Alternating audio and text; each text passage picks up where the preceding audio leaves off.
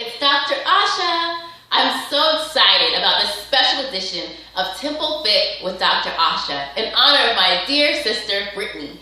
Brittany, I'm so proud of you for building up a strong testimony against Hodgkin's lymphoma. I love you so much. Wish I could be there, but I am dedicating this special edition to you. Now, I want to talk about some things that can really help ourselves. Whenever we think about any form of cancer or any disease in general, it's very important that we look at, well, what can we do to help ourselves, to protect ourselves, allow them to function properly, and to fight the battle against that certain disease? Well, a lot of what we can do for ourselves stems from what we eat. Man has had a really poor history related to food. If you think way back, Sunday school scholars, to the very first sin that we committed, it had to do with what we put into our mouths. We don't necessarily make smart decisions about what we put into our mouths because we're on the go. We have things to do. It just takes too much time. It takes too much money. So what I want to do today is talk with you about how can you shop for health. Instead of going to the grocery store to shop for food, I want you to shop for your health. Because health doesn't start at the dinner plate when you're sitting around your family and enjoying a meal, and it doesn't even start in the kitchen with your cooking. It starts when you're at the store. If you can make proper decisions at the store, then you can maintain those decisions as you go from the kitchen to your plate with your loved ones. So in shopping for health, the first thing is the letter S. You want to make sure you're taking a really hearty snack before you go shopping. Now I know you've all been there where you're trying to make a quick run to Kroger and you need to pick up some items for dinner, and you see those Milano cookies on sale and you say, oh, Milano cookies are on sale, they're the mint ones, those are my favorite. I'll just get a bag or two. It's buy one, get one, so I'm just really only spending half the money for it. I can get it. You justify it.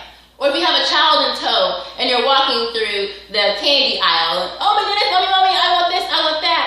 A lot of times you don't give in, but this time you're in a hurry, you finally give in. All of these things happen because we're thinking with our stomachs instead of with our minds. But if we can have a hearty snack beforehand, we can make sure that we're thinking with our minds and we can say no to those temptations. Maybe if Eve would have had a snack beforehand, you never know if that temptation would have taken her over.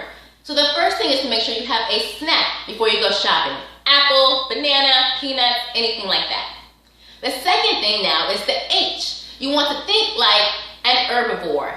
Think like an herbivore. You take your grocery cart, you go over to the produce section. You want to get your fruits, your vegetables, your herbs, a colorful array of things.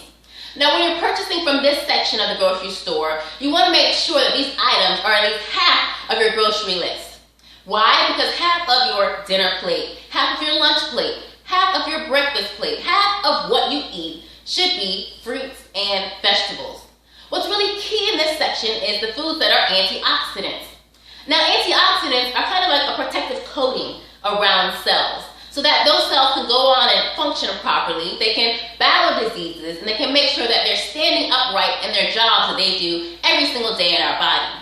Now, the premise behind cancer and a number of diseases is that the cells are damaged, and that these damaged cells cause other cells around them to be damaged as well. However, if we have a healthy cell with a protective coating, it can fight off some of those damaged cells and still function properly. That's why it's important to get a number of antioxidants in our diet. You can get antioxidants from things like your berries and your citrus fruits. And I challenge you to look up other ways to incorporate antioxidants as well. So first we started off with a hearty snack. Then we became an herbivore and we went to the produce section. Now we take our cart, and thirdly, we're thinking like omnivores. Number 3 is O for omnivores. You can get your meats from this section, your dairy, your eggs, things of that nature.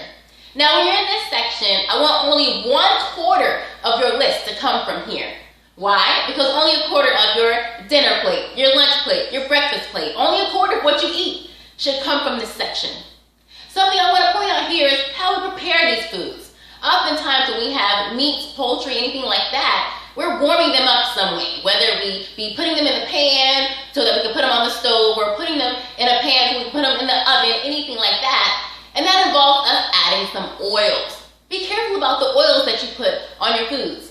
There are some oils like vegetable oil and canola oil, which are very popular, that when heated to a certain temperature, break down into fragments that our body is not able to process. With our body not able to process those fragments, guess what? It damages those cells. And remember we talked about the premise of cancer diseases is damaged cells that cause other cells around them to be damaged as well. So in order to protect ourselves, we need to look at how we are preparing these meats. Coconut oil is a fantastic oil to cook with high temperatures because it doesn't break down in those particles in that manner. It's able to withstand the heat a little bit better. Again, this is something I challenge you to do. Look up different oils that you can put into your foods as you're preparing them, but that can still keep yourself healthy, functioning well, and protected. So now we've done 3 things. We had a snack. Then we thought like an herbivore. Then we thought like an omnivore. Lastly, we're going to look at things that are pantry pleasant. Finally, we're going down the aisles. Now you won't visit every aisle, but you're going to go down the aisles and find some things that you can put on your pantry and stock your shelves with. This may be your whole wheat pastas or your grained rice, your browned rice, anything like that that can subsidize the other foods you've already purchased. Now when you're in those sections, make sure it's only a quarter of your list. Why? Because only a quarter of your dinner plate, your lunch plate, your breakfast plate, a quarter of what you eat should come from those pantry pleasant sections. Now to review everything before we check out with our grocery cart, we had a step beforehand so we made smart decisions. Then we thought like an herbivore, and we got our fruits, our vegetables, our herbs. Then we thought like an omnivore. We got our meats, we got our eggs and our dairy. Lastly, we were pantry pleasant, and we got some of our rice, some of our pastas, some things to subsidize our food. One last review before you purchase those items. 1 Corinthians 10:31, God tells us that whatever we eat, we drink, or whatever we do should bring glory to God. So I want you to review that basket. Does everything in this basket bring glory to God?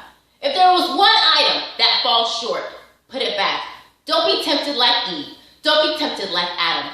Put it back. If you can review that plate, and if it lives up to that level of bringing glory to God, then you've been successful and not shopping for food, but shopping for your health. Listen, I hope this has educated you so that you can keep your temple fit for God's service. Now that you know, share with someone you love. This has been Temple Fit with Dr. Asha.